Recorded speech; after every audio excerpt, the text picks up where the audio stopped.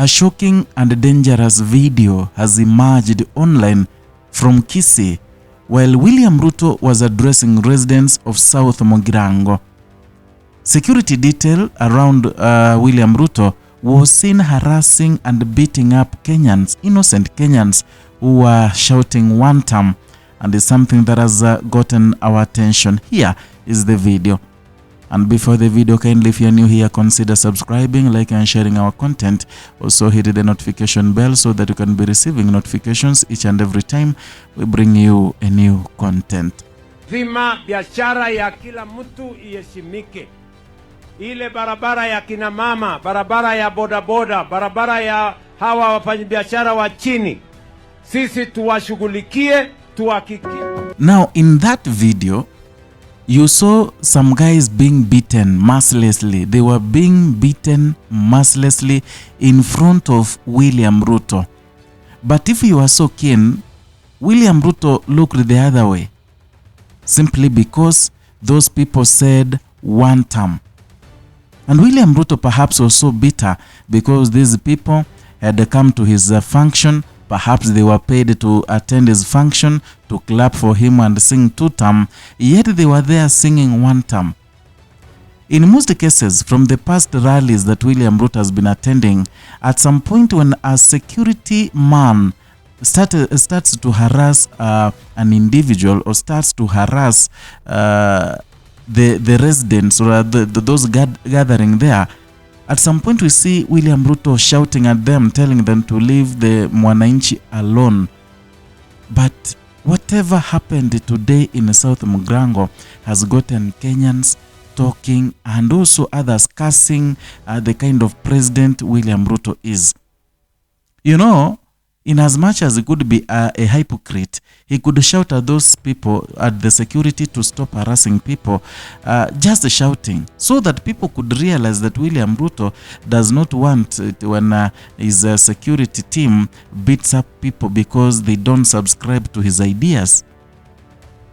Is something was so unfortunate. Is something that was so unfortunate, and surprisingly, is like those people, the cameraman, the communication team, knows exactly what William Ruto meant by that. When he looked at the other side, leaving the security team to beat up that man, the stream immediately it stopped. The cameras were switched off so that it could not spill to the public how those security details were beating up people who did not subscribe to what William Ruto was saying there, to the kind of lies he was saying.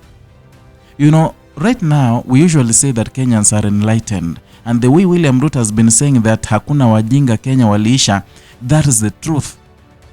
You know, I was in Kisii yesterday, and many people were so bitter with William Ruto. But others equally were so happy because they were saying that I was paid 500 shillings to go attend his rally and I don't want to hear anything about him. In fact, some were saying that they've never voted in their entire life. But this time round, they've registered as voters and now they are going to vote to make sure William Ruto is out of the presidency. That is the extent in which people in Kenya are hating on William Ruto. In fact, very many people don't want anything to do with William Ruto. Number one, because he doesn't care with the kind of economy that Kenya has. He doesn't care whether the living standards of people are not improving or they are going down. He doesn't care. Number two, everything is high. Yesterday, they hiked the price of fuel, and it's something that has brought a lot of heat, a lot of energy in Kenya because, you know, it is different from what they've been telling us some few weeks ago. Yeah. In fact, the spokesperson of State House said that there is enough fuel in the stock right now. And then Kenyans should not be, should not be fearful. So it's something that is annoying many Kenyans. It's something that is annoying many Kenyans, and they want to vote and to get rid of William Ruto. And another thing, there is a tendency whereby many people are hired to attend these functions. In Kisii, You know, they knew that it's a stronghold of Fred Matiang'i, and this was evident. In fact, from the homecoming of Fred Matiang'i, from the time, you know, he hosted the alternative government, the kind of people came there, the kind of people who gathered to receive the alternative government, the opposition team. It showed William Ruto and the people closer to him that Kisii is gone.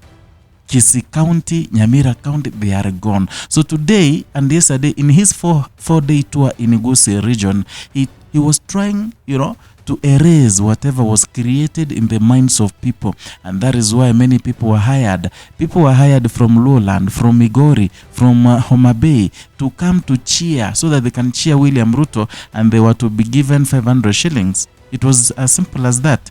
Unfortunately, some of the people were not paid, and I saw them. Others, they were struggling to walk all the way to their homes. Others were, you know, hanging on lorries passing by. It was something that, you know, it wasn't a good scene anyway. Another thing, I really want to reprimand some Kenyans. Perhaps if you were not paid to go and chant two-term, and you know very well that your heart is in a one-term narrative, why should you go to a two-term narrative? Why should you go there? You know, it is a high time we start disciplining ourselves. Unless you are paid to attend a certain rally, in as much as, you know, you may be Wantam, but if you are given 2,000 to go cheer someone, that is a job. You are being paid at the end of the day. You don't have emotions there, you don't have your heart there. Just go there, receive your money, shout two-term, go home, because you know at the end of the day you will vote for a one-term narrative. You will vote out William Ruto. That is it. It's as simple as that. So why should you go to a two-term rally and start singing Wantam? Why should you do that unless you know you have you want to die, unless you want to really die? Because those people will hit you. Those are not your relatives. Those are not your brothers. They will beat you up.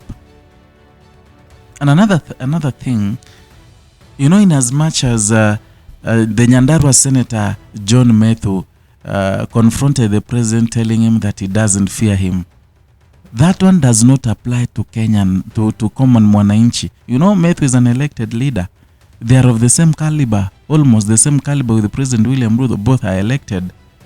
But for a common Kenyan mwananchi, a common mwananchi shouting at the president is uncalled for. You cannot shout at the president one term, yet it is a two-term rally.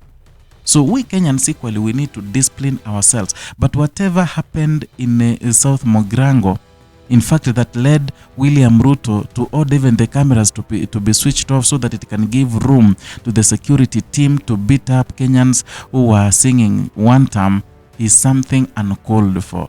It's something, you know, it's something that is you cannot speak about. It's something not okay.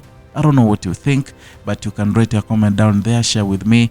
We can have a discussion or a debate there in the comment section, and perhaps that one can form a basis of the next video that I'm gonna prepare for you. Hit the notification bell, turn it on so that you can be receiving notifications each and every time we upload a new